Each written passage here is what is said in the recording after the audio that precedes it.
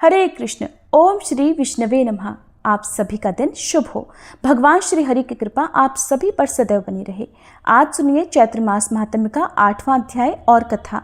श्रीमन महाप्रभु का सेवक गोविंद नित्य की तरह महाप्रसाद लेकर हरिदास जी के पास पहुंचा।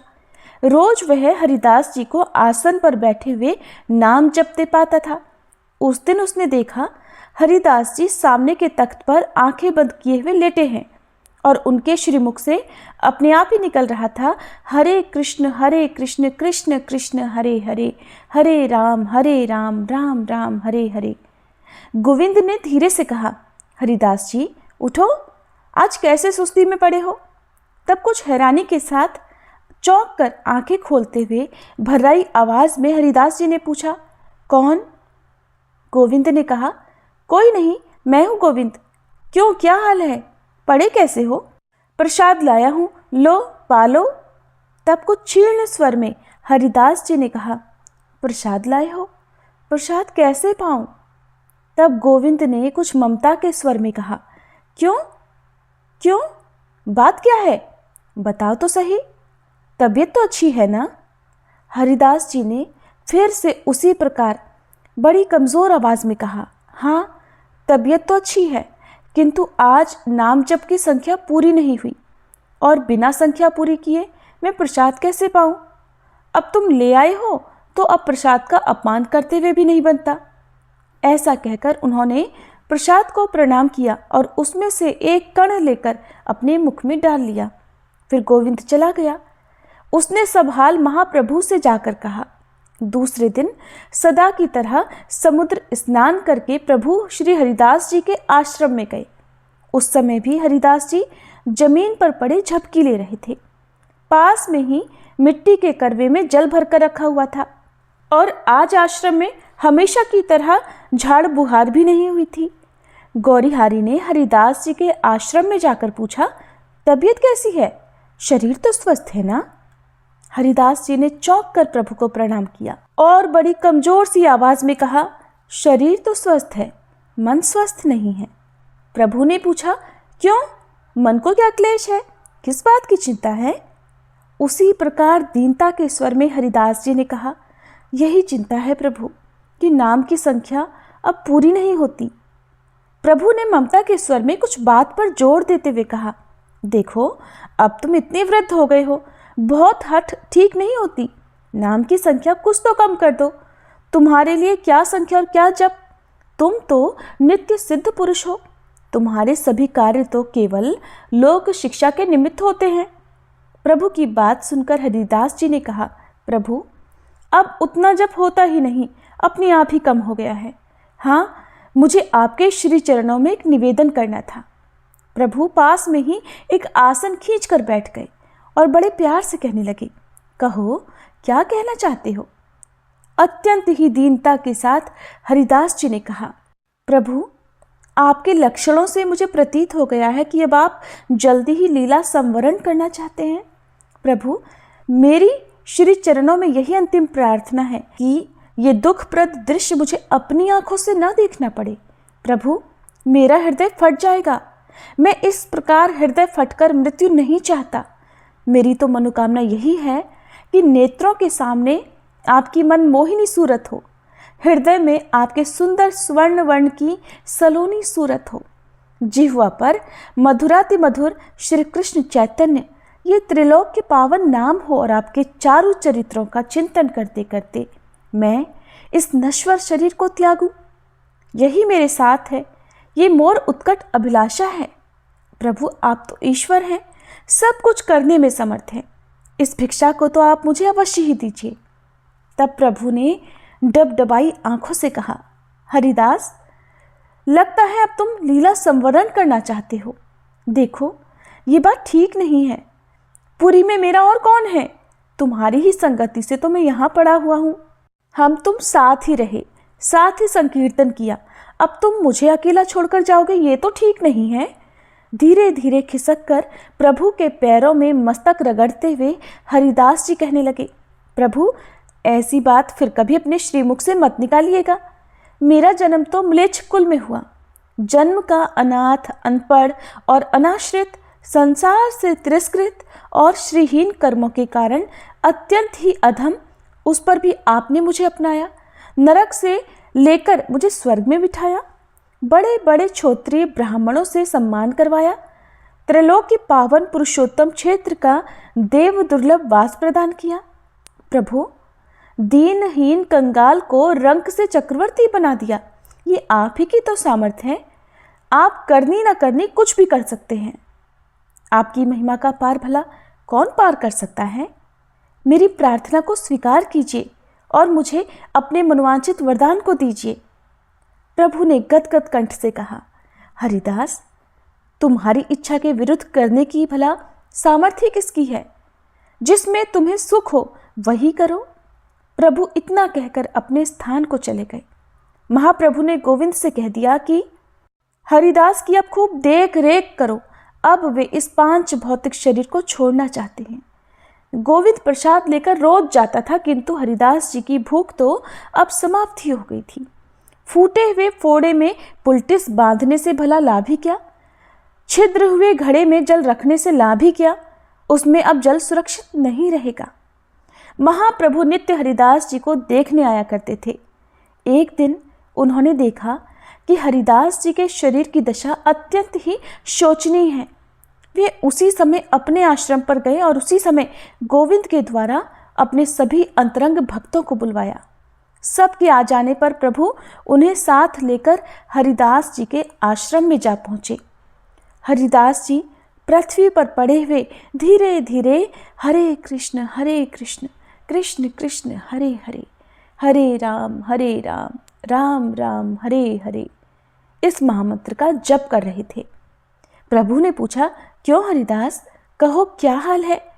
आपने जैसा रखा है वैसा ही हूँ प्रभु, सब आनंद है। ऐसा कहकर हरिदास ने बड़े कष्ट के साथ करवट बदली। महाप्रभु उनके मस्तक पर धीरे धीरे हाथ फिराने लगे। राय रामानंद, सार्वभौम भट्टाचार्य, स्वरूप दामोदर, वक्रेश्वर पंडित, गदाधर गोस्वामी, काशीश्वर, जगदानंद पंडित आदि सभी अंतरंग भक्त हरिदास जी को चारों ओर से घेर कर बैठ गए। धीरे धीरे भक्तों ने संकीर्तन आरंभ किया। भट्टाचार्य जोश में आकर उठ खड़े हुए और जोरों से नृत्य करने लगे। अब तो सभी भक्त उठकर और हरिदास जी को घेर कर जोरों के साथ गाने बजाने और नाचने लगे। संकीर्तन की कर्ण प्रिय ध्वनि सुनकर सैकड़ों आदमी वहां एकत्रित हो गए। कुछ क्षणों के बाद महाप्रभु ने संकीर्तन बंद करा दिया। भक्तों के सहित हरिदास जी को चारों ओर से घेर कर बैठ गए। प्रभु के दोनों कमल के समान नेत्रों में जल भरा हुआ था। कंठ शोक के कारण गदगद हो रहा था। उन्होंने कष्ट के साथ धीरे धीरे रामानंद और सार्वभौम आदि भक्तों से कहना आरंभ किया। हरिदास जी के भक्ति भाव का बखान सहस्त्र मुख वाले शेषनाग जी भी अनंत वर्षों में नहीं कर सकते। इनकी सहिष्णुता, जागरूकता, तितिक्षा और भगवान नाम में अनन्य भाव से निष्ठा आदि सभी बातें परम आदर्श और अनुकरणीय हैं। इनके जैसा वैराग्य था वैसा सभी मनुष्यों में नहीं हो सकता। कोटि कोटि पुरुषों में कहीं खोजने से भी किसी में मिल सके तो मिले, नहीं तो इन्होंने अपना आचरण असंभव सा ही बना लिया था। ऐसा कहकर प्रभु बेतों की घटना, नाग की घटना और इनके संबंध की और प्रलोभन संबंधी दैवी घटनाओं का वर्णन करने लगे। सभी भक्त इनके अनुपमेय गुणों को सुनकर इनके पैरों की धूलि को अपने मस्तक पर मलने लगे। उसी समय बड़े कष्ट से हरिदास जी ने प्रभु को सामने आने का संकेत किया। भक्त वत्सल चैतन्य उन महापुरुष के सामने बैठ गए। अब तक उनकी आंखें बंद थीं। अब उन्होंने अपनी दोनों आंखों को खोल लिया और बिना पलक झपकाए अनिमेष भाव से वे प्रभु के श्रीमुख की ओर निहारने लगे, मानो वे अपने दोनों बड़े बड़े नेत्रों द्वारा महाप्रभु के मनोहर मुखारविंद के मकरंद का तन्मयता के साथ पान कर रहे हों। और उनकी दृष्टि महाप्रभु के श्रीमुख की ओर से क्षण भर को भी इधर उधर हटती नहीं थी। सभी मौन थे। चारों ओर केवल नीरवता और स्तब्धता छाई हुई थी। हरिदास जी अत्यंत ही पिपासु की तरह प्रभु की मकरंद माधुरी को पी रहे थे।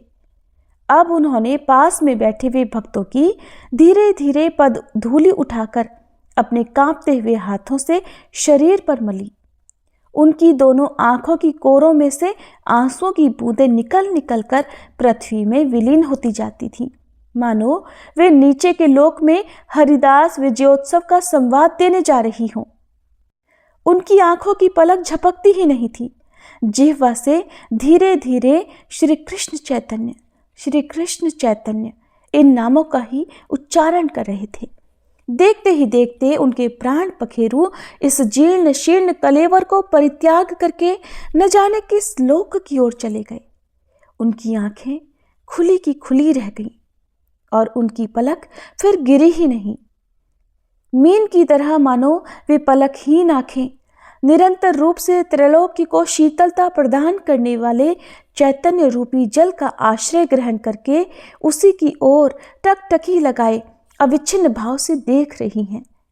सभी भक्तों ने एक साथ हरिध्वनि की। महाप्रभु उनके प्राणहीन कलेवर को अपनी गोदी में उठाकर जोरों के साथ नृत्य करने लगे। सभी भक्त रुदन करते हुए हरि बोल की हृदय विदारक ध्वनि से मानो आकाश के हृदय के भी टुकड़े टुकड़े करने लगे। उस समय का दृश्य बड़ा ही करुणाजनक था।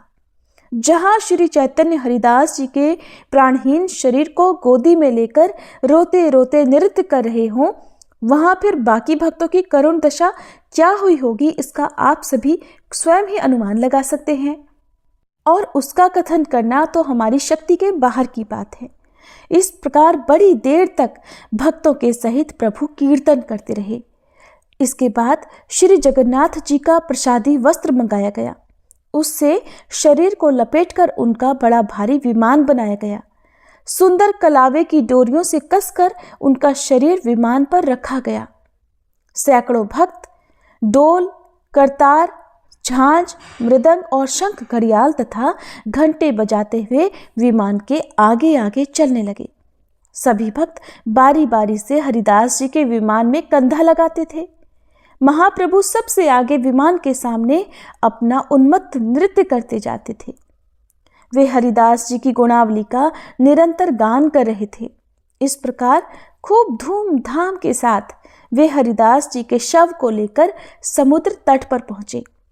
समुद्र तट पर पहुंचकर भक्तों ने हरिदास जी के शरीर को समुद्र जल में स्नान कराया।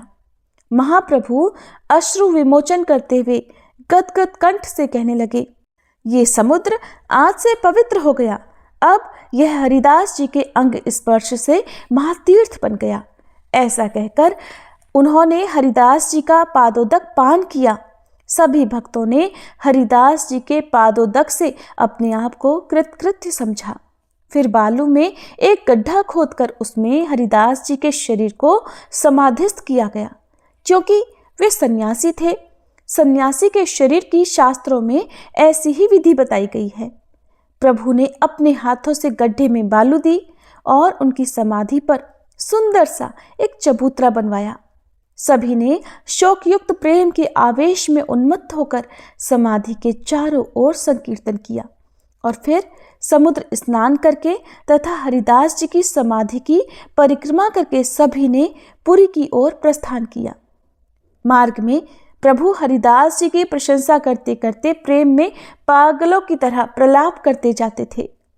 सिंह द्वार पर पहुंचकर प्रभु रोते रोते अपना आंचल पसार पसार कर दुकानदारों से भिक्षा मांगने लगे।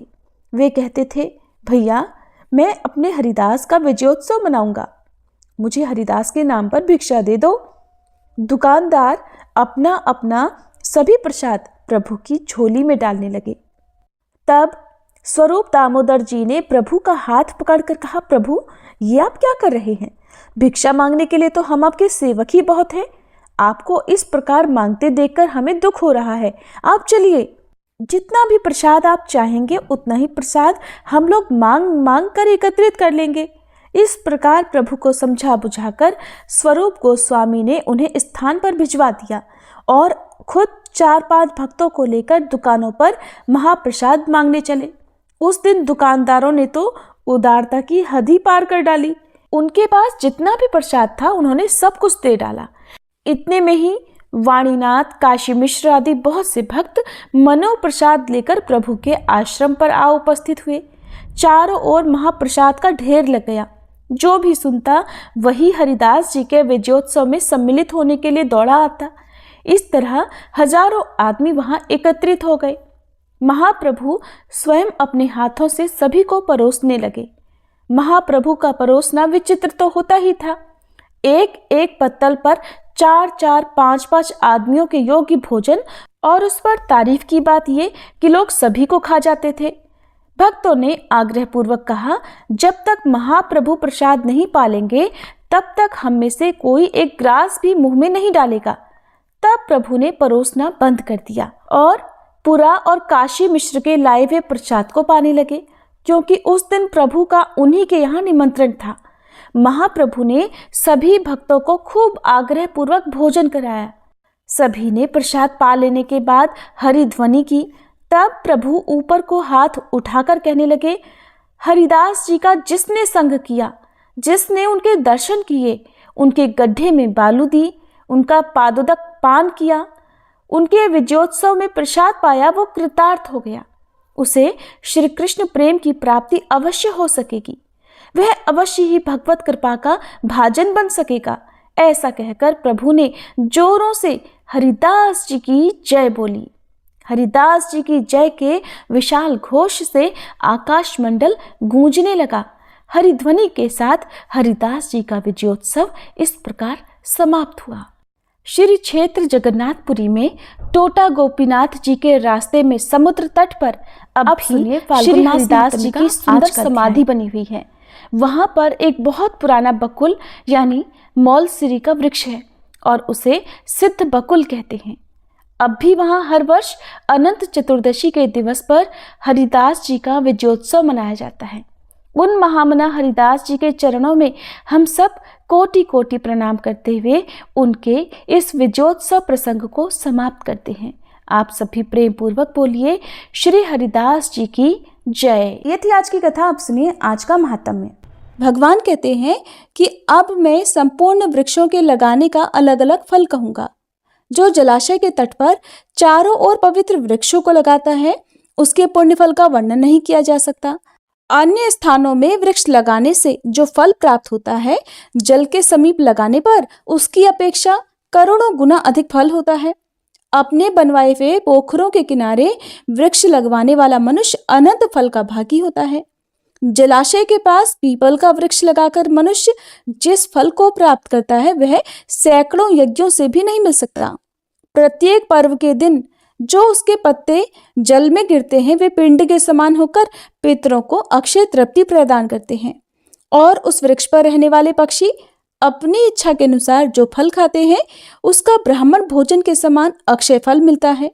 गर्मी के समय गौ, देवता और ब्राह्मण जिस पीपल की छाया में बैठते हैं उसे लगाने वाले मनुष्य के पितरों को अक्षय स्वर्ग की प्राप्ति होती है। इसलिए सब प्रकार से प्रयत्न करके पीपल का वृक्ष लगाना चाहिए। एक वृक्ष लगा देने पर भी मनुष्य स्वर्ग से भ्रष्ट नहीं होता। रसों के क्रय विक्रय के लिए नियत रमणीय स्थान पर, मार्ग में और जलाशय के किनारे जो वृक्ष लगाता है वह मनोरम स्वर्ग को प्राप्त होता है। ब्राह्मणों, पीपल के वृक्ष की पूजा करने से जो पुण्य होता है उसे बताता हूँ, सुनो। जो मनुष्य स्नान करके पीपल के वृक्ष का स्पर्श करता है वह सब पापों से मुक्त हो जाता है।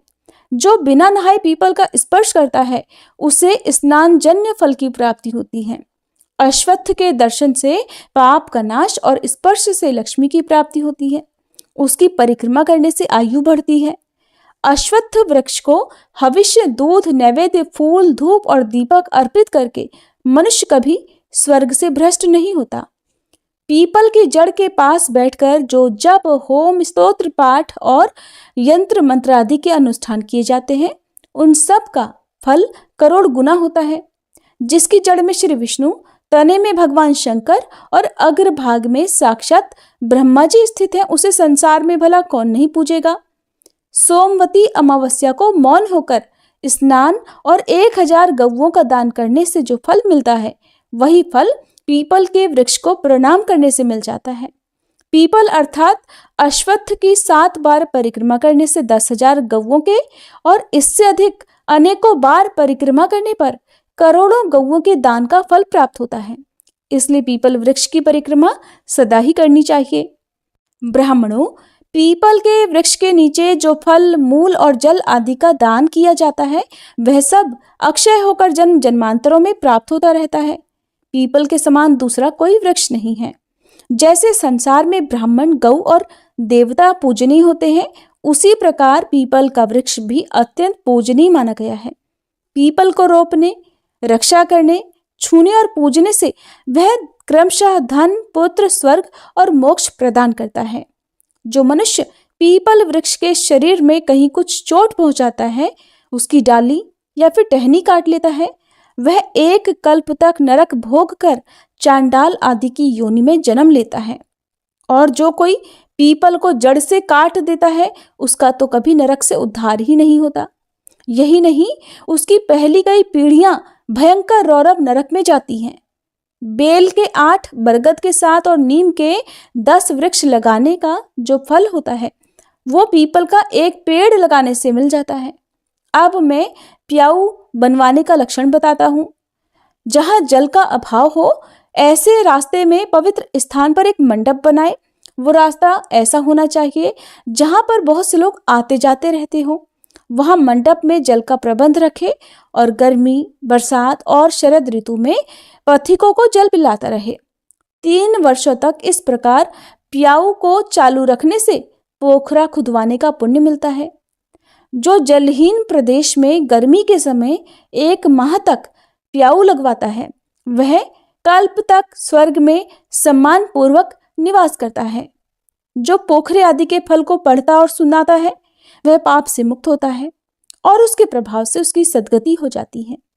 अब ब्रह्मा जी ने सेतु अर्थात पुल बांधने का जैसा फल बताया है वो भी सुनो।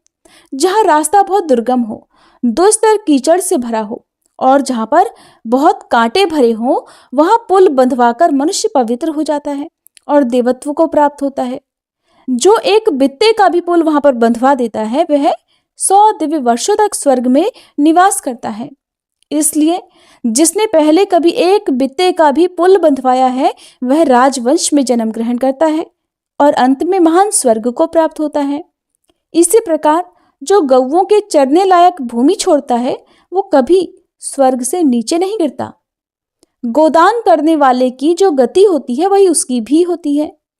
जो मनुष्य यथाशक्ति गोचर भूमि छोड़ता है, उसे प्रतिदिन 100 से भी अधिक ब्राह्मणों को भोजन कराने का पुण्य होता है। जो पवित्र वृक्ष और गोचर भूमि का उच्छेद करता है, उसे बिगाड़ देता है, नष्ट कर देता है, उसकी 21 पीढ़ियां रौरव नरक में पकाई जाती हैं। गांव के गोपालक को चाहिए कि गोचर भूमि को नष्ट करने वाले मनुष्य का पता लगाकर उसे दंड दे। जो मनुष्य भगवान श्री विष्णु की प्रतिमा के लिए 3 या 5 खंभों से युक्त शोभा संपन्न और सुंदर कलश से विभूषित मंदिर बनवाता है, या इससे भी बढ़कर जो मिट्टी या पत्थर का देवालय बनवाता है, उसके खर्च के लिए धन और वृत्ति लगाता है और मंदिर में अपने इष्ट देव की, विशेषतः भगवान श्री विष्णु की प्रतिमा स्थापित करके शास्त्रोक्त विधि से उसकी प्रतिष्ठा कराता है, वह नरश्रेष्ठ भगवान श्री विष्णु के सायुज्य को प्राप्त होता है। श्री विष्णु या श्री शिव की प्रतिमा बनवाकर या उनके साथ अन्य देवताओं की भी मनोहर मूर्ति निर्माण कराने से मनुष्य जिस फल को प्राप्त करता है, वो इस पृथ्वी पर हजारों यज्ञ, दान और व्रत आदि करने से भी नहीं मिलता। अपनी शक्ति के अनुसार श्री शिवलिंग के लिए मंदिर बनवाकर धर्मात्मा पुरुष वही फल प्राप्त करता है जो श्री विष्णु प्रतिमा के लिए मंदिर बनवाने से मिलता है। ब्राह्मणों ने पूछा, हे द्विजश्रेष्ठ, इस मर्त्यलोक में कौन ऐसा मनुष्य है जो पुण्यात्माओं में श्रेष्ठ, परम पवित्र, सबके लिए सुलभ, मनुष्यों के द्वारा पूजन करने योग्य और मुनियों और तपस्वियों का भी आदर पात्र हो? तब व्यास जी बोले, विप्रगण, रुद्राक्ष की माला धारण करने वाला पुरुष सभी प्राणियों में श्रेष्ठ है। उसके दर्शन मात्र से लोगों की पाप राशि विलीन हो जाती है। रुद्राक्ष के स्पर्श करने से मनुष्य स्वर्ग का सुख भोगता है और उसे धारण करने पर वह मोक्ष को प्राप्त हो जाता है। जो मस्तक पर और हृदय और बाहों में भी रुद्राक्ष धारण करता है वह इस संसार में साक्षात भगवान शंकर के समान है। ब्राह्मणों ने पूछा, गुरुदेव, रुद्राक्ष की उत्पत्ति कहाँ से हुई है और वह इतना पवित्र कैसे हुआ? तब व्यास जी बोले कि ब्राह्मणों, पहले किसी सतयुग में एक त्रिपुर नाम का दानव रहता था। वह देवताओं का वध करके अपने अंतरिक्षचारी नगर में छुप जाता था। ब्रह्मा जी के वरदान से प्रबल होकर वह संपूर्ण लोकों के विनाश का प्रयास कर रहा था। एक समय देवताओं के निवेदन करने पर भगवान शंकर ने यह भयंकर समाचार सुना। सुनते ही उन्होंने अपने आजगव नामक धनुष पर विकराल बाण चढ़ाया और उस दानव को दिव्य दृष्टि से देखकर मार डाला। दानव आकाश से टूटकर गिरने वाली बहुत बड़ी लूका के समान इस धरती पर गिरा। इस कार्य में अत्यंत श्रम होने के कारण रुद्रदेव के शरीर से पसीने की बूंदें टपकने लगी और उन बूंदों से तुरंत ही पृथ्वी पर रुद्राक्ष का महान वृक्ष प्रकट हुआ। इसका फल अत्यंत गुप्त होने के कारण साधारण जीव उसे नहीं जान पाते। इसके बाद एक दिन कैलाश के शिखर पर विराजमान हुए देवाधिदेव भगवान शंकर को प्रणाम करके कार्तिकेय जी ने कहा, तात, मैं रुद्राक्ष का यथार्थ फल जानना चाहता हूँ। उस पर जप करने और उसका धारण, दर्शन अथवा स्पर्श करने से क्या फल मिलता है? तब भगवान शिव ने इस प्रकार कहा कि रुद्राक्ष के धारण करने से मनुष्य संपूर्ण पापों से छूट जाता है। अगर कोई हिंसक पशु भी अपने कंठ में रुद्राक्ष धारण करके मर जाए तो वह रुद्र स्वरूप हो जाता है। फिर मनुष्य आदि के लिए तो कहना ही क्या है। जो मनुष्य मस्तक और हृदय में रुद्राक्ष की माला धारण करके चलता है उसे पग पग पर अश्वमेध यज्ञ का फल मिलता है। रुद्राक्ष 1 से लेकर 14 तक मुख वाले होते हैं। जो जितने भी मुख वाले रुद्राक्षों को धारण करता है वह मेरे समान होता है। इसलिए पुत्र, तुम पूरा प्रयत्न करके रुद्राक्ष धारण करो। जो रुद्राक्ष धारण करके इस भूतल पर प्राण त्यागता है वह सब देवताओं से पूजित होकर मेरे रमणीय धाम को जाता है। जो मृत्यु काल में मस्तक पर एक रुद्राक्ष की माला धारण करता है वह शैव, वैष्णव, शाक्त, गणेशोपासक और सूर्योपासक सब कुछ है। जो इस प्रसंग को पढ़ता, पढ़ाता, सुनता अथवा सुनाता है वह भी सब पापों से मुक्त होकर सुखपूर्वक मोक्ष लाभ करता है। कार्तिकेय जी ने कहा, हे जगदीश्वर, मैं अन्यान्य फलों की पवित्रता के विषय में भी प्रश्न कर रहा हूँ। सब लोगों के हित के लिए यह बतलाइए कि कौन कौन से फल उत्तम है। भगवान शिव कहने लगे, बेटा, आंवले का फल समस्त लोकों में प्रसिद्ध और परम पवित्र है। उसे लगाने पर स्त्री और पुरुष सभी जन्म मृत्यु के बंधन से मुक्त हो जाते हैं। ये पवित्र फल भगवान श्री विष्णु को प्रसन्न करने वाला और शुभ माना गया है। इसे भक्षण मात्र से अर्थात खाने मात्र से मनुष्य सब पापों से मुक्त हो जाते हैं। आंवला खाने से आयु बढ़ती है, उसका जल पीने से धर्म संचय होता है और उसके द्वारा स्नान करने से दरिद्रता दूर होती है और सब प्रकार के ऐश्वर्य प्राप्त होते हैं। कार्तिकेय, जिस घर में आंवला सदा मौजूद रहता है वहां दैत्य और राक्षस नहीं जाते। एकादशी के दिन यदि एक ही आंवला मिल जाए तो उसके सामने गंगा, गया, काशी और पुष्कर आदि तीर्थ कोई विशेष महत्व नहीं रखते। जो दोनों पक्षों की एकादशी को आंवले से स्नान करता है उसके सब पाप नष्ट हो जाते हैं और वह श्री विष्णु लोक में सम्मानित होता है। षडानन, जो आंवले के रस से सदा अपने केश साफ करता है वह पुनः माता के स्तन का दूध नहीं पीता, अर्थात बार बार जन्म मृत्यु के बंधन में नहीं बंधता। आंवले का दर्शन, स्पर्श और उसके नाम का उच्चारण करने से संतुष्ट होकर वरदायक भगवान श्री विष्णु अनुकूल हो जाते हैं। जहाँ आंवले का फल मौजूद होता है वहाँ भगवान श्री विष्णु सदा विराजमान रहते हैं और उस घर में ब्रह्मा और सुस्थिर लक्ष्मी का भी वास होता है। इसलिए अपने घर में आंवला अवश्य रखना चाहिए। जो आंवले का बना मुरब्बा और बहुमूल्य नैवेद्य अर्पण करता है उसके ऊपर भगवान श्री विष्णु बहुत संतुष्ट होते हैं। उतना संतोष उन्हें सैकड़ों यज्ञ करने पर भी नहीं हो सकता। स्कंद, योगी, मुनियों और ज्ञानियों को जो गति प्राप्त होती है वही आंवले का सेवन करने वाले मनुष्यों को भी मिलती है। तीर्थों में वास और तीर्थ यात्रा करने से और नाना प्रकार के व्रतों से मनुष्य को जो गति मिलती है वही आंवले के फल का सेवन करने से भी मिल जाती है। तात प्रत्येक रविवार और विशेषतः सप्तमी तिथि को आंवले का फल दूर से ही त्याग देना चाहिए। संक्रांति के दिन शुक्रवार को, षष्ठी, प्रतिपदा, नवमी और अमावस्या को आंवले का दूर से ही परित्याग करना चाहिए। जिस मृतक के मुख, नाक, कान अथवा बालों में आंवले का फल हो वह विष्णु लोक को जाता है। आंवले के संपर्क मात्र से मृत व्यक्ति भगवत धाम को प्राप्त होता है। जो धार्मिक मनुष्य शरीर में आंवले का रस लगाकर स्नान करता है उसे पद पद पर अश्वमेध यज्ञ का फल मिलता है। उसके दर्शन मात्र से जितने भी पापी जंतु हैं वे भाग जाते हैं और कठोर और दुष्ट ग्रह पलायन कर जाते हैं। स्कंद पूर्व समय की बात है, एक चांडाल शिकार खेलने के लिए वन में गया। वहां अनेकों मृगों और पक्षियों को मारकर जब वह भूख प्यास से अत्यंत पीड़ित हो गया तब सामने ही उसे एक आंवले का वृक्ष दिखाई दिया। उसमें खूब मोटे मोटे फल लगे थे। चांडाल अचानक उस वृक्ष के ऊपर चढ़ गया और उसके उत्तम उत्तम फल खाने लगा। प्रारब्धवश वह वृक्ष के शिखर से धरती पर गिर पड़ा और वेदना से व्यथित होकर इस लोक से चल बसा। इसके बाद संपूर्ण प्रेत, राक्षस, भूतगण और यमराज के सेवक बड़ी प्रसन्नता के साथ वहां आए, किंतु उसे ले जा नहीं सके। यद्यपि वे महान बलवान थे फिर भी उस मृतक चांडाल की ओर आंख उठाकर देख भी नहीं सकते थे।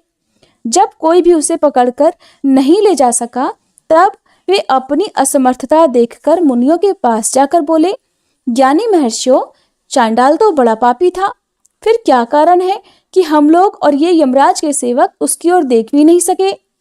ये मेरा है, ये मेरा है कहते हुए हम लोग झगड़ा कर रहे हैं, किंतु उसे ले जाने की शक्ति कोई नहीं रखता। क्यों और किसके प्रभाव से वह सूर्य की तरह दुष्प्रेक्ष हो रहा है, उसकी ओर देखना भी बड़ा मुश्किल लग रहा है।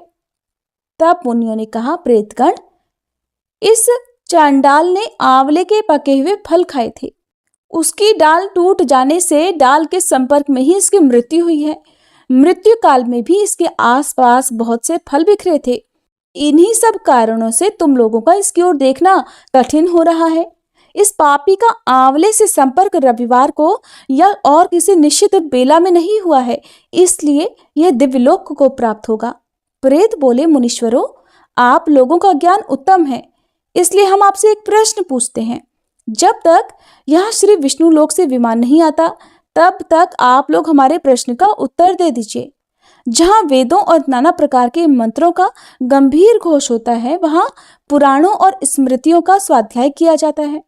वहां पर हम लोग एक क्षण के लिए भी नहीं ठहर सकते। यज्ञ, होम, जप और देव पूजा आदि शुभ कार्यों के सामने हमारा ठहरना असंभव है। इसलिए हमें यह बताइए कि कौन सा कर्म करके मनुष्य प्रेत योनियों को प्राप्त होते हैं। हमें यह सुनने की भी इच्छा है कि उनका शरीर विकृत क्यों हो जाता है। ब्रह्म ऋषियों ने कहा, जो झूठी गवाही देते हैं, वध और बंधन में पड़कर मृत्यु को प्राप्त होते हैं, वे नरक में पड़े हुए जीव ही प्रेत होते हैं। जो ब्राह्मणों के दोष ढूंढने में लगे रहते हैं और गुरुजनों के शुभ कर्मों में बाधा पहुंचाते हैं और जो श्रेष्ठ ब्राह्मण को दिए जाने वाले दान में रुकावट डाल देते हैं, वे चिरकाल तक प्रेत योनि में पड़कर नरक से कभी उद्धार नहीं पाते। जो मूर्ख अपने और दूसरे के बैलों को कष्ट दे, उनसे बोझा ढोने का काम लेकर उनकी रक्षा नहीं करते, जो अपनी प्रतिज्ञा का त्याग करते, झूठ बोलते और व्रत भंग करते हैं और जो कमल के पत्ते पर भोजन करते हैं, वे सब इस पृथ्वी पर कर्मानुसार प्रेत होते हैं। जो अपने चाचा और मामा आदि की सदाचारिणी कन्या और साध्वी पत्नी को बेच देते हैं, वे धरती लोक पर प्रेत होते हैं। प्रेतों ने पूछा, हे ब्राह्मणों, किस प्रकार और किस कर्म के आचरण से मनुष्य प्रेत नहीं होते? ब्राह्मणों ने कहा, जिस बुद्धिमान पुरुष ने तीर्थों के जल में स्नान और शिव को नमस्कार किया है वह मनुष्य प्रेत नहीं होता। जो एकादशी अथवा द्वादशी को उपवास करके विशेषतः भगवान श्री विष्णु का पूजन करते हैं और जो वेदों के अक्षर, सूक्त, स्तोत्र और मंत्र आदि के द्वारा देवताओं के पूजन में संलग्न रहते हैं, उन्हें भी प्रेत नहीं होना पड़ता। पुराणों के धर्मयुक्त दिव्य वचन सुनने, पढ़ने और पढ़ाने से तथा नाना प्रकार के व्रतों का अनुष्ठान करने और रुद्राक्ष धारण करने से जो पवित्र हो चुके हैं और जो रुद्राक्ष की माला पर जप करते रहते हैं, वे प्रेत योनि को नहीं प्राप्त होते। जो आंवले के फल के रस से स्नान करके प्रतिदिन आंवला खाया करते हैं और आंवले के द्वारा भगवान श्री विष्णु का पूजन भी करते हैं, वे कभी पिशाच योनि में नहीं जाते। प्रेत बोले, महर्षियों, संतों के दर्शन से पुण्य होता है, इस बात को पौराणिक विद्वान जानते हैं। हमें भी आपका दर्शन हुआ है, इसलिए आप लोग हमारा कल्याण कीजिए। धीर महात्माओं, जिस उपाय से हम सब लोगों को प्रेत योनि से छुटकारा मिले उसका उपदेश कीजिए। हम सभी आपकी शरण में आए हैं। ब्राह्मण बोले, हमारे वचन से तुम लोग आंवले को खा सकते हो, वह तुम्हारे लिए कल्याणकारक होगा। उसके प्रभाव से तुम उत्तम लोक में जाने योग्य बन जाओगे। महादेव जी कहते हैं, इस प्रकार ऋषियों से सुनकर पिशाच आंवले के वृक्ष पर चढ़ गए और उसका फल ले लेकर उन्होंने बड़ी मौज के साथ खाया। तब देवलोक से तुरंत ही एक पीले रंग का स्वर्णमय विमान उतरा जो परम शोभा संपन्न था। पिशाचों ने उस पर आरूढ़ होकर स्वर्गलोक की यात्रा की। बेटा, अनेक व्रतों और यज्ञों के अनुष्ठान से भी जो अत्यंत दुर्लभ है, वही लोक उन्हें आंवले का भक्षण करने मात्र से मिल गया। कार्तिकेय जी ने पूछा, पिताजी, जब आंवले के फल खाने मात्र से प्रेत पुण्यात्मा होकर स्वर्ग को चले गए, तब मनुष्य आदि जितने प्राणी हैं, वे भी आंवला खाने से क्यों नहीं तुरंत स्वर्ग में चले जाते? तब महादेव जी ने कहा कि बेटा, स्वर्ग की प्राप्ति तो उन्हें भी होती है, किंतु तुरंत ऐसा न होने में एक कारण है। उनका ज्ञान लुप्त रहता है। वे अपने हित और अहित की बात नहीं जानते, इसलिए आंवले के महत्व में उनकी श्रद्धा नहीं होती।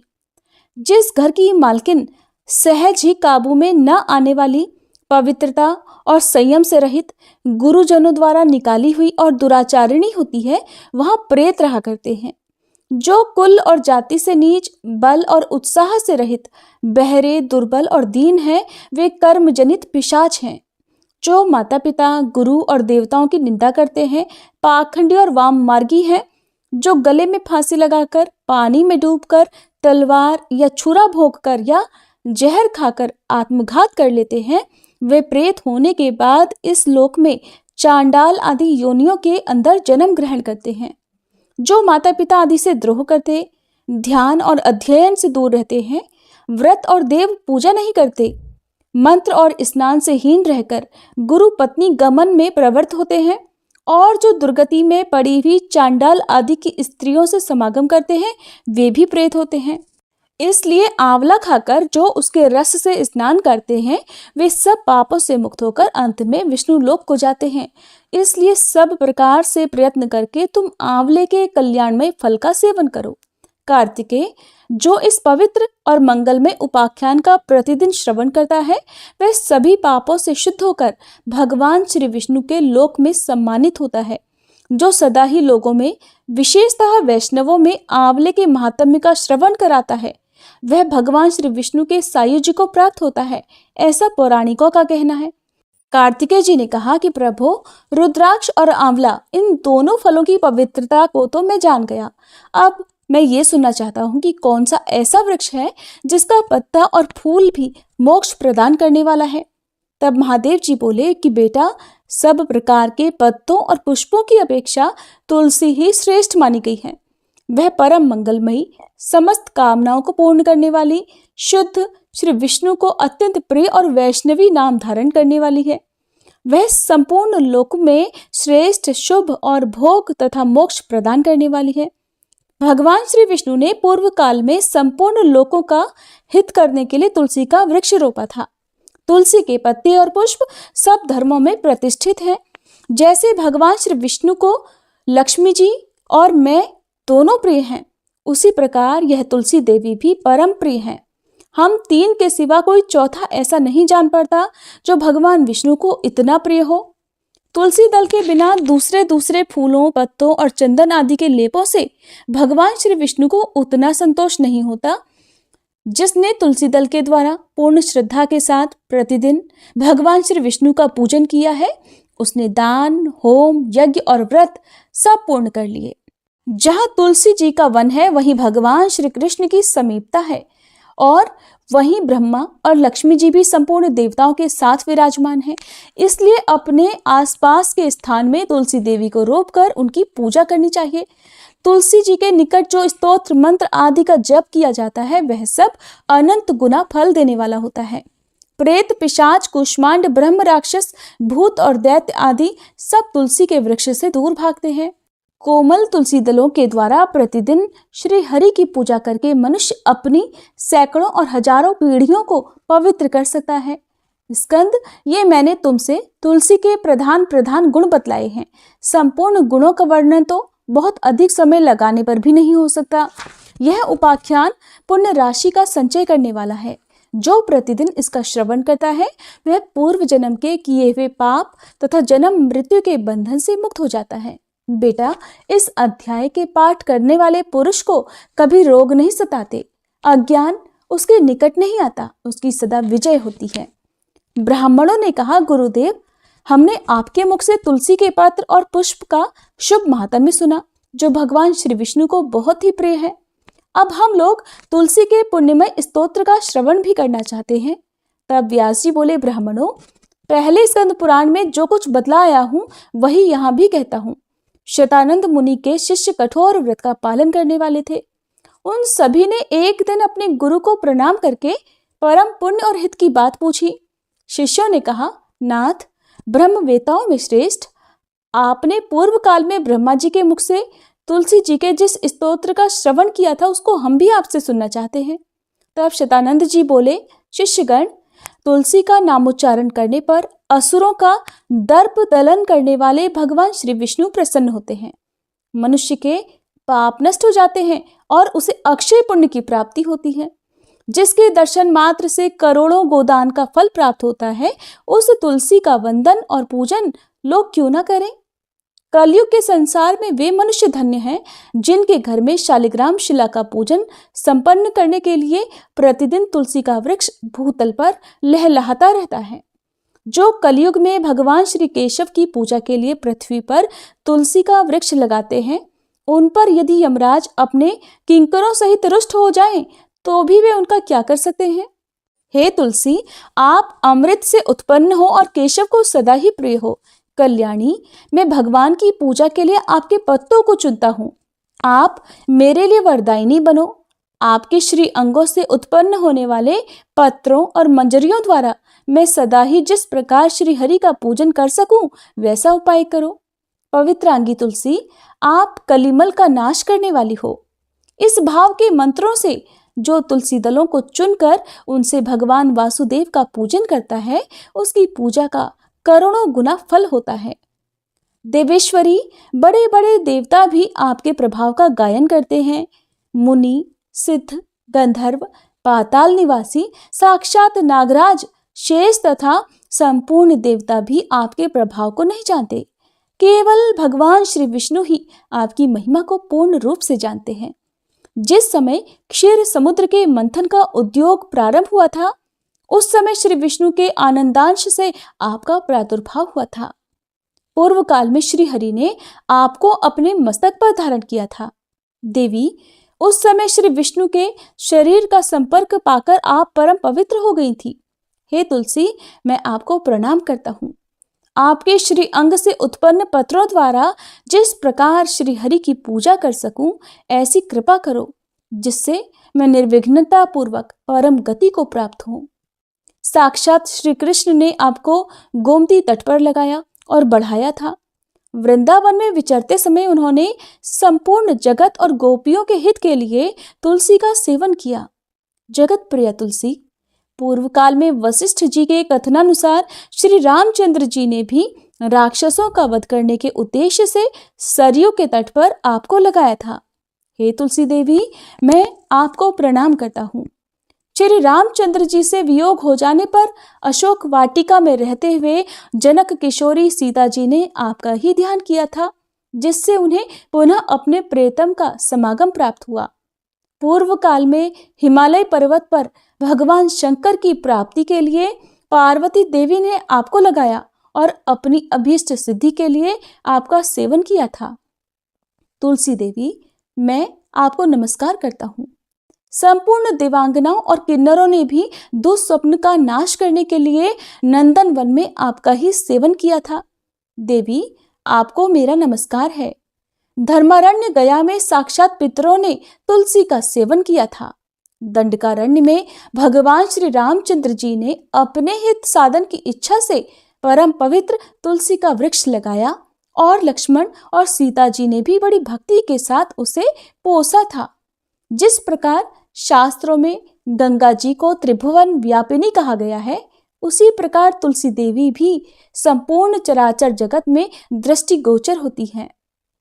तुलसी का ग्रहण करके मनुष्य पातकों से मुक्त हो जाता है। और तो और मुनीश्वरों, तुलसी के सेवन से ब्रह्म हत्या भी दूर हो जाती है। तुलसी के पत्ते से टपकता हुआ जल जो अपने मस्तक पर धारण करता है, उसे गंगा स्नान और 10 गोदान का फल मिलता है। देवी, मुझ पर प्रसन्न हो। देवेश्वरी हरिप्रिय, मुझ पर प्रसन्न हो जाओ। क्षीर सागर के मंथन से प्रकट हुई तुलसी देवी, मैं आपको प्रणाम करता हूँ। द्वादशी की रात्रि में जागरण करके जो इस तुलसी स्तोत्र का पाठ करता है, भगवान श्री विष्णु उसके 32 अपराध क्षमा कर देते हैं।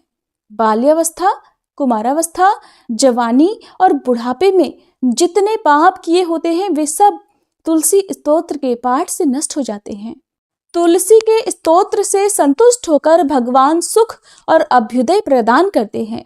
जिस घर में तुलसी का स्तोत्र लिखा हुआ विद्यमान रहता है, उसका कभी अशुभ नहीं होता।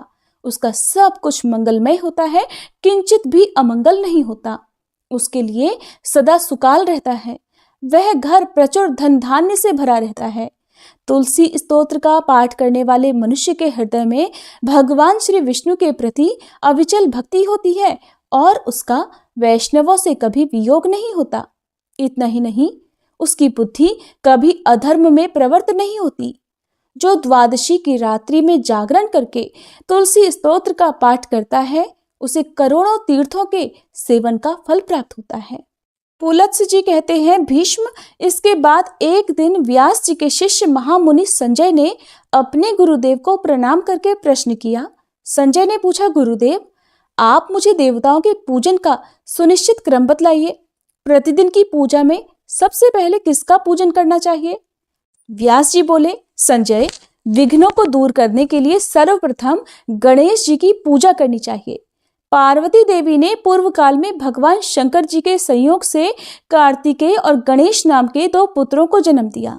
उन दोनों को देखकर देवताओं को पार्वती जी पर बड़ी श्रद्धा हुई और उन्होंने अमृत से तैयार किया हुआ एक दिव्य मोदक पार्वती जी के हाथ में दिया। मोदक देखकर वे दोनों बालक माता से मांगने लगे। तब पार्वती देवी विस्मित होकर पुत्रों से बोली, मैं पहले इसके गुणों का वर्णन करती हूँ, तुम दोनों सावधान होकर सुनो। इस मोदक के सूंघने मात्र से अमृतत्व प्राप्त होता है। जो इसे सूंघता या खाता है, वह संपूर्ण शास्त्रों का मर्मज्ञ, सब तंत्रों में प्रवीण, लेखक, चित्रकार, विद्वान, ज्ञान विज्ञान के तत्व को जानने वाला और सर्वज्ञ होता है। इसमें बिल्कुल भी संदेह नहीं है। पुत्रों, तुम में से जो धर्माचरण के द्वारा श्रेष्ठता प्राप्त करके आएगा, उसी को मैं ये मोदक दूंगी। तुम्हारे पिता की भी यही सम्मति है। माता के मुख से ऐसे वचन सुनकर परम चतुर कार्तिकेय मयूर पर आरूढ़ होकर तुरंत ही त्रिलोकी के तीर्थों की यात्रा के लिए चल दिए। उन्होंने मुहूर्त भर में ही सब तीर्थों में स्नान कर लिया। इधर लंबोदरधारी गणेश जी स्कंद जी से भी बढ़कर बुद्धिमान निकले। वे माता पिता की परिक्रमा करके बड़ी प्रसन्नता के साथ पिताजी के सम्मुख खड़े हो गए। फिर स्कंद भी आकर पिता के सामने खड़े हुए और बोले, मुझे मोदक दीजिए।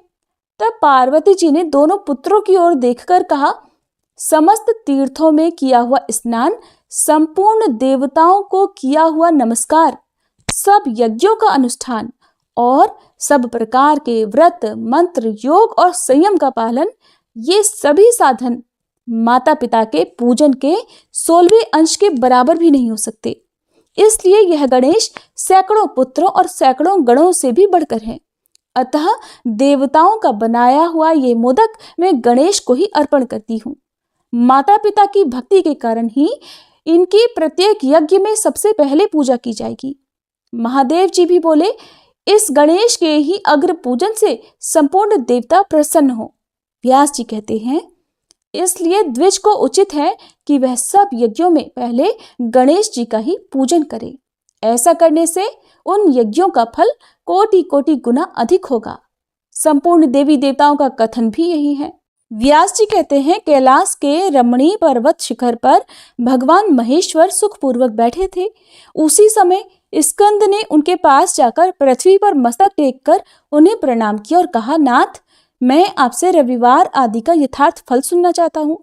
महादेव जी ने कहा, बेटा, रविवार के दिन मनुष्य व्रत रहकर सूर्य को लाल फूलों से अर्घ दे और रात को हविष्यान्न भोजन करे।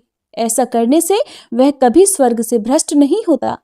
रविवार का व्रत परम पवित्र और हितकर है। वह समस्त कामनाओं को पूर्ण करने वाला, पुण्यप्रद, ऐश्वर्यदायक, रोग नाशक और स्वर्ग तथा मोक्ष प्रदान करने वाला है।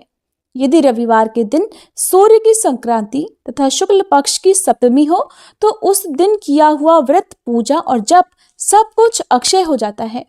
शुक्ल पक्ष के रविवार को ग्रहपति सूर्य की पूजा करनी चाहिए।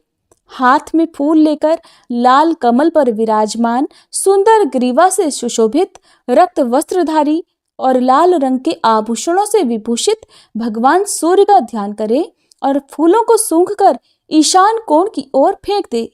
इसके बाद आदित्याय विद्महे भास्कराय धीमहि तन्नो भानु प्रचोदयात इस सूर्य गायत्री का जप करे।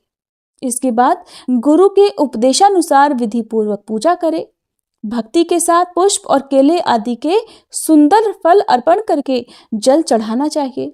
जल के बाद चंदन, चंदन के बाद धूप, धूप के बाद दीप, दीप के बाद नैवेद्य और उसके बाद जल निवेदन करना चाहिए। इसके बाद जप, स्तुति, मुद्रा और नमस्कार करना उचित है।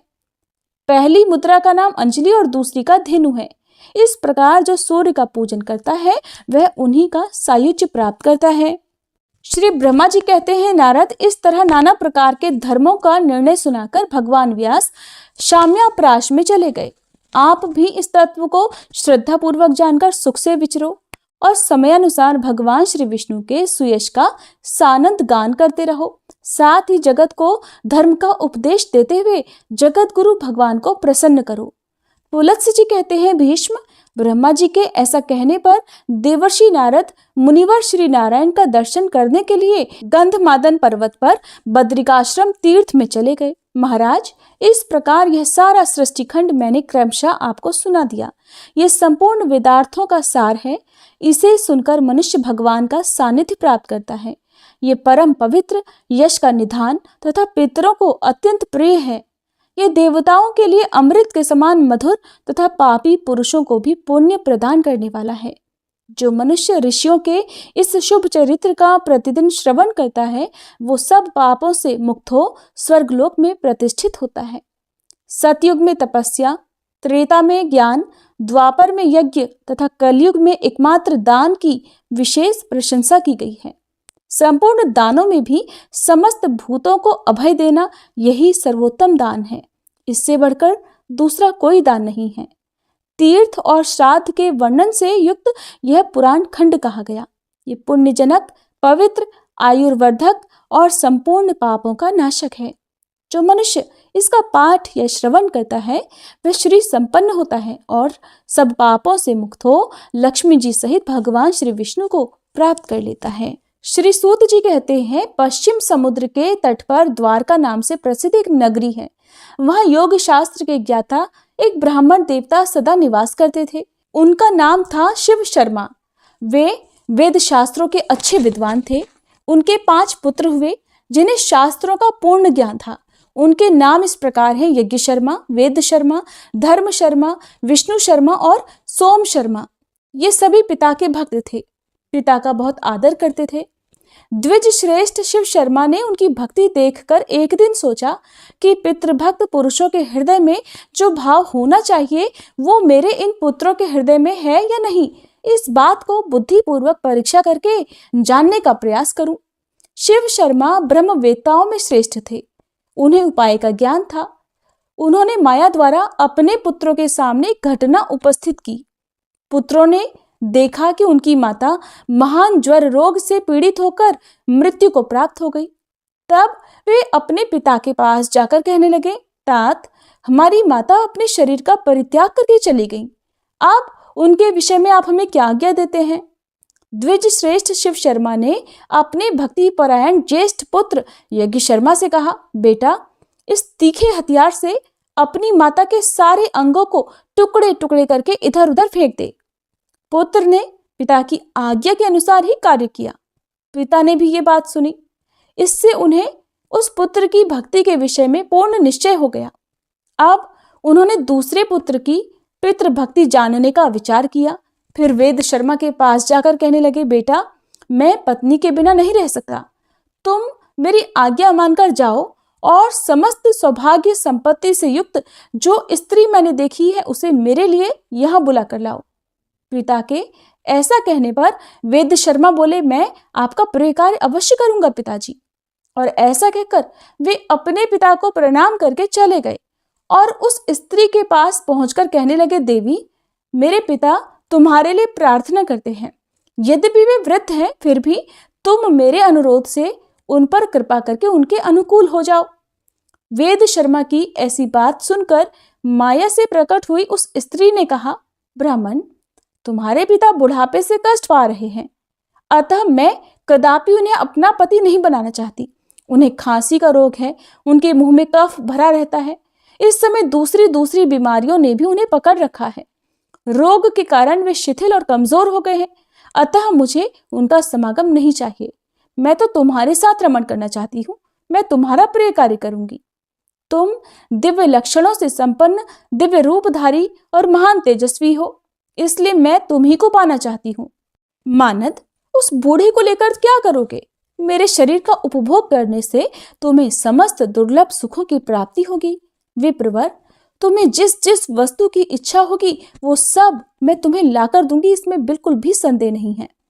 ये महान पाप भरे अप्रिय वचन सुनकर वेद शर्मा ने कहा, देवी, तुम्हारा वचन अधर्मयुक्त, पाप मिश्रित और अनुचित है। मैं पिता का भक्त और निरपराध हूं, इसलिए मुझसे ऐसी बात मत कहो। शुभे, मैं तो अपने पिता के लिए ही यहाँ आया हूं और उन्हीं के लिए तुमसे प्रार्थना करता हूं। इसके विपरीत दूसरी कोई बात मत कहो। मेरे पिताजी को ही स्वीकार कर लो। देवी, इसके लिए तुम चराचर प्राणियों सहित त्रिलोकी की जो जो वस्तु चाहोगी वो सब निस्संदेह मैं तुम्हें अर्पण करूंगा। और अधिक क्या कहूं, देवताओं का राज्य आदि भी अगर तुम्हें चाहिए हो तो मैं तुम्हें लाकर दे सकता हूं। वह स्त्री बोली, यदि तुम अपने पिता के लिए इस प्रकार दान देने में समर्थ हो तो मुझे इंद्र सहित संपूर्ण देवताओं का अभिदर्शन कराओ। वेद शर्मा बोले, देवी, मेरा बल, मेरी तपस्या का प्रभाव देखो। मेरे आह्वान करने पर ये इंद्र आदि श्रेष्ठ देवता यहाँ आ पहुंचे। तब वहां पर उपस्थित हुए देवताओं ने वेद शर्मा से कहा, द्विज श्रेष्ठ, इस समय हम तुम्हारा कौन सा कार्य करें? वेद शर्मा बोले, देवगण, यदि आप लोग मुझ पर प्रसन्न हैं तो मुझे अपने पिता के चरणों में पूर्ण भक्ति प्रदान करें। एवं अस्तु कहकर संपूर्ण देवता जैसे आए थे वैसे ही लौट गए।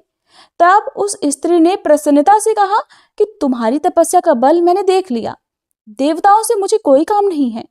अगर तुम मुझे मुहमागी वस्तु देना चाहते हो और अपने पिता के लिए मुझे ले जाना चाहते हो तो अपना सिर अपने ही हाथों काटकर मुझे अर्पण कर दो। वेद शर्मा ने सुना तो कहने लगे, देवी, आज मैं धन्य हो गया। शुभे, मैं पिता के लिए अपना मस्तक भी दे दूंगा। ले लो, ले लो।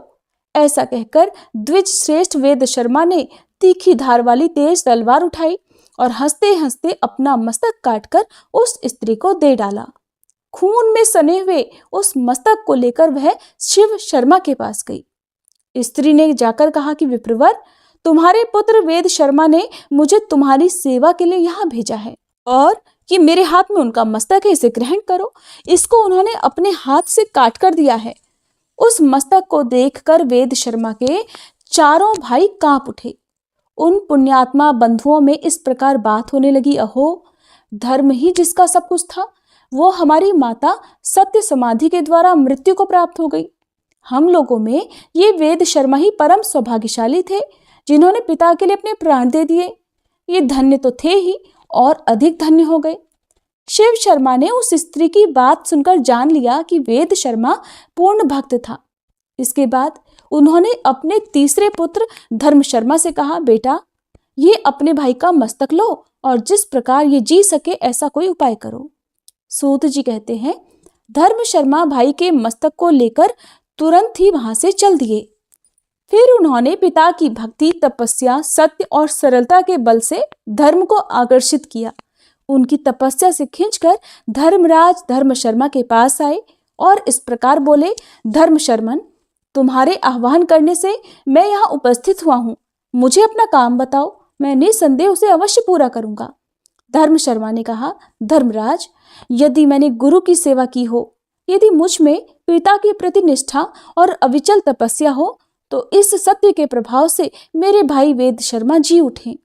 धर्म बोले, महामते, मैं तुम्हारी तपस्या और पितृभक्ति से संतुष्ट हूं। तुम्हारे भाई जी जाएंगे, तुम्हारा कल्याण हो। धर्म वेताओं के लिए जो दुर्लभ है, ऐसा कोई उत्तम वरदान तुम मुझसे मांग लो। धर्म शर्मा ने धर्म का जब ये उत्तम वचन सुना तो उस महायशस्वी ने महात्मा वैवस्वत से कहा, धर्मराज, यदि आप मुझ पर प्रसन्न हैं तो पिता के चरणों की पूजा में अविचल भक्ति, धर्म में अनुराग और अंत में मोक्ष का वरदान मुझे दे दीजिए। तब धर्म ने कहा, मेरी कृपा से ये सब कुछ तुम्हें प्राप्त हो जाएगा। उनके मुख से ये महावाक्य निकलते ही वेद शर्मा उठकर खड़े हो गए, मानो वे सोते से जाग उठे हों। उठते ही महाबुद्धिमान वेद शर्मा ने धर्म शर्मा से कहा, भाई, वे देवी कहाँ गई और पिताजी कहाँ हैं? धर्म शर्मा ने थोड़े में सब हाल कह सुनाया। सब हाल जानकर वेद शर्मा को बड़ी प्रसन्नता हुई। उन्होंने धर्म शर्मा से कहा, प्रिय बंधु, इस पृथ्वी पर तुम्हारे जैसा मेरा हितैषी कौन है? इसके बाद दोनों भाई प्रसन्न होकर अपने पिता शिव शर्मा के पास गए। उस समय धर्म शर्मा ने तेजस्वी पिता से कहा, महाभाग, आज मैंने आपके पुत्र वेद शर्मा को मस्तक और जीवन के साथ यहाँ ला दिया है, आप इन्हें स्वीकार कीजिए। इसके बाद शिव शर्मा ने विनीत भाव से सामने खड़े हुए चौथे पुत्र महामती विष्णु शर्मा से कहा, बेटा, मेरा कहना मानो, आज ही इंद्रलोक को जाओ और वहां से अमृत लेकर आओ। मैं अपनी इस प्रियतमा के साथ इस समय अमृत पीना चाहता हूँ, क्योंकि अमृत सब रोगों को दूर करने वाला है। महात्मा पिता का ये वचन सुनकर विष्णु शर्मा ने उनसे कहा, पिताजी, मैं आपके कहे अनुसार सब काम करूंगा। ऐसा कहकर परम बुद्धिमान धर्मात्मा विष्णु शर्मा ने पिता को प्रणाम किया और उनकी परिक्रमा करके अपने महान बल, तपस्या तथा नियम के प्रभाव से आकाश मार्ग द्वारा इंद्रलोक की यात्रा की। अंतरिक्ष मार्ग से जब वे आकाश के भीतर घुसे, तब देवराज इंद्र ने उन्हें देखा और उस कार्य में विघ्न डालना आरंभ कर दिया। उन्होंने अप्सरा मेनका से कहा, सुंदरी, मेरी आज्ञा से शीघ्रता से जाओ और विप्रवर विष्णु शर्मा के कार्य में बाधा डालो। देवराज की आज्ञा पाकर मेनका बड़ी उतावली के साथ चल दी। उसका सुंदर रूप था और वह सब प्रकार के आभूषणों से विभूषित थी। नंदनवन के भीतर पहुंचकर वो झूले में जा बैठी और मधुर स्वर से गीत गाने लगी। उसका संगीत वीणा के स्वर के समान था। विष्णु शर्मा ने उसे देखा और उसके मनोभाव को समझ लिया कि ये मेरी तपस्या में बाधा डालने आई है। उन्होंने सोचा, ये एक बहुत बड़े विघ्न के रूप में उपस्थित हुई है और देवराज इंद्र ने ही इसे भेजा है। ये मेरी भलाई नहीं कर सकती। ऐसा सोचकर वे जल्दी ही आगे बढ़ गए। मेनका ने उन्हें जाते हुए देखा तो पूछा, महामते, कहाँ जाओगे? विष्णु शर्मा बोले, मैं पिता के काम से इंद्रलोक में जाऊंगा। वहां पहुंचने के लिए मुझे बहुत जल्दी है।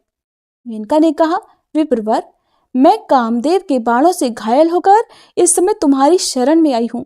यदि धर्म का पालन करना चाहते हो तो मेरी रक्षा करो। विष्णु शर्मा बोले, सुमुखी, मुझे देवराज का सारा चरित्र मालूम है। तुम्हारे मन में क्या है ये भी मुझसे छुपा नहीं है। तुम्हारे तेज और रूप से विश्वामित्र आदि दूसरे लोग ही मोहित होते हैं। मैं शिव शर्मा का पुत्र हूं, मुझ पर तुम्हारा जादू नहीं चल सकता। अबले मैं योग सिद्धि को प्राप्त हूं, तपस्या से सिद्ध हो चुका हूं। काम आदि बड़े बड़े दोषों को मैंने पहले ही जीत लिया है। तुम किसी दूसरे पुरुष का आश्रय लो, मैं इंद्रलोक को जा रहा हूं। ऐसा कहकर द्विज श्रेष्ठ विष्णु शर्मा शीघ्रता से चले गए।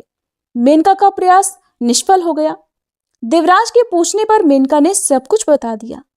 तब इंद्र ने बारंबार विघ्न उपस्थित किया, किंतु महायशस्वी ब्राह्मण ने अपने तेज से उन सभी विघ्नों का नाश कर दिया।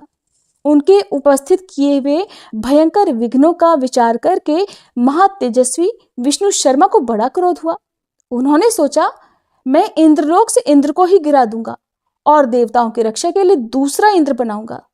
वे इस प्रकार विचार कर ही रहे थे कि देवराज इंद्र वहां आ पहुंचे और बोले, महाप्राज्ञ विप्र, तपस्या, नियम, इंद्रिय संयम, सत्य और शौच के द्वारा तुम्हारी बराबरी करने वाला दूसरा कोई नहीं है।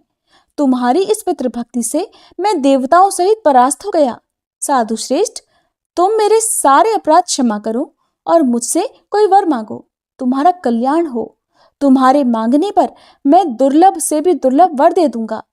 ये सुनकर विष्णु शर्मा ने देवराज से कहा, आपको महात्मा ब्राह्मणों के तेज का विनाश करने की कभी चेष्टा नहीं करनी चाहिए इंद्र, क्योंकि यदि श्रेष्ठ ब्राह्मण क्रोध में भर जाएं तो समस्त पुत्र पौत्रों के साथ अपराधी व्यक्ति का संहार कर सकते हैं, इसमें बिल्कुल भी संदेह नहीं। यदि आप इस समय यहाँ न आए होते तो मैं अपनी तपस्या के बल से आपके इस उत्तम राज्य को छीनकर किसी दूसरे को दे डालने का विचार कर चुका था। मेरी आंखें क्रोध से लाल हो रही थी, किंतु आपके आने से मेरा भाव बदल गया।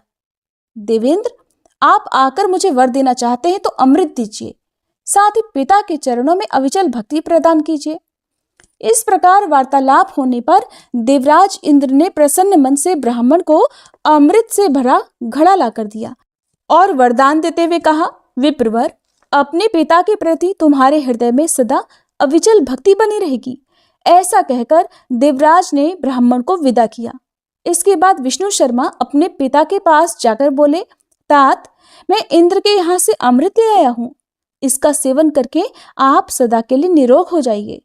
शिव शर्मा पुत्र की ये बात सुनकर बहुत संतुष्ट हुए और सब पुत्रों को बुलाकर कहने लगे, तुम सब लोग पितृभक्ति से युक्त हो और मेरी आज्ञा के पालक हो, इसलिए प्रसन्नता पूर्वक मुझसे कोई वर मांगो। इस भूतल पर जो दुर्लभ वस्तु होगी वो भी तुम्हें मिल जाएगी। पिता की ये बात सुनकर वे सभी पुत्र एक दूसरे की ओर देखते हुए उनसे बोले, सुव्रत, आपकी कृपा से हमारी माता जो यमलोक को चली गई है जी जाएं। शिव शर्मा ने कहा, पुत्रों, तुम्हारी मरी हुई पुत्र वत्सला माता अभी जीवित होकर प्रसन्नता में भरी हुई यहाँ आएगी, इसमें बिल्कुल भी संदेह नहीं। ऋषि शिव शर्मा के मुख से ये शुभ वाक्य निकलते ही उन पुत्रों की माता प्रसन्नता से भरी हुई वहीं आ पहुंची और बोली, मेरे सौभाग्यशाली पुत्रों, इसलिए संसार में पुण्यात्मा स्त्रियां पुण्य साधक पुत्र की इच्छा करती हैं, जिसका कुल के अनुरूप आचरण हो, जो अपने कुल का आधार तथा माता पिता को तारने वाला हो। ऐसे उत्तम पुत्र को कोई भी स्त्री पुण्य के बिना कैसे पा सकती है। न जाने मैंने कैसे पुण्य किए थे, जिनके फलस्वरूप ये धर्म प्राण, धर्मात्मा, धर्मवत्सल तथा अत्यंत पुण्य भागी महात्मा मुझे पति रूप में प्राप्त हुए। मेरे सभी पुत्र पितृभक्ति में रत हैं, इससे बढ़कर प्रसन्नता की बात मेरे लिए क्या होगी। अहो, संसार में पुण्य के बल से ही उत्तम पुत्र की प्राप्ति होती है। मुझे 5 पुत्र प्राप्त हुए हैं, जिनका हृदय विशाल है और जिनमें एक से एक बढ़कर हैं।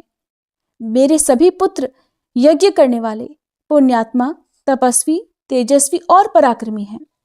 इस प्रकार माता के कहने पर पुत्रों को बड़ी प्रसन्नता हुई और वे अपनी माता को प्रणाम करके बोले, माँ, अच्छे माता पिता की प्राप्ति भी तो बड़े पुण्य से होती है।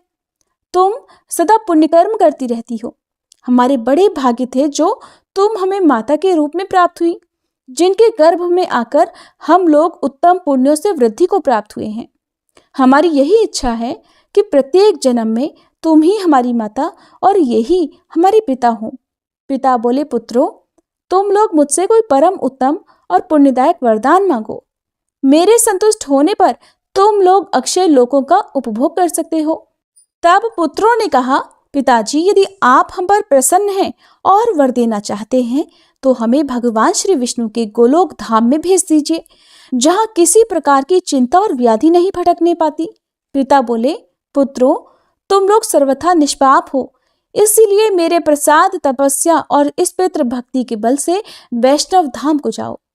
महर्षि शिव शर्मा के ये उत्तम वचन कहते ही भगवान श्री विष्णु अपने हाथों में शंख, चक्र, गदा और पद्म धारण किए गरुड़ पर सवार हो वहां आ पहुंचे और पुत्रों सहित शिव शर्मा से बारंबार कहने लगे, विप्रवर, पुत्रों सहित तुमने भक्ति के बल से मुझे अपने वश में कर लिया है। अतः इन पुण्यात्मा पुत्रों और पति के साथ रहने की इच्छा वाली इस पुण्यमयी पत्नी को साथ लेकर तुम मेरे परम धाम को चलो। शिव शर्मा ने कहा, भगवान, ये मेरे चारों पुत्र ही इस समय परम उत्तम वैष्णव धाम में जाएं। मैं पत्नी के साथ अभी भूलोक में ही कुछ समय बिताना चाहता हूँ।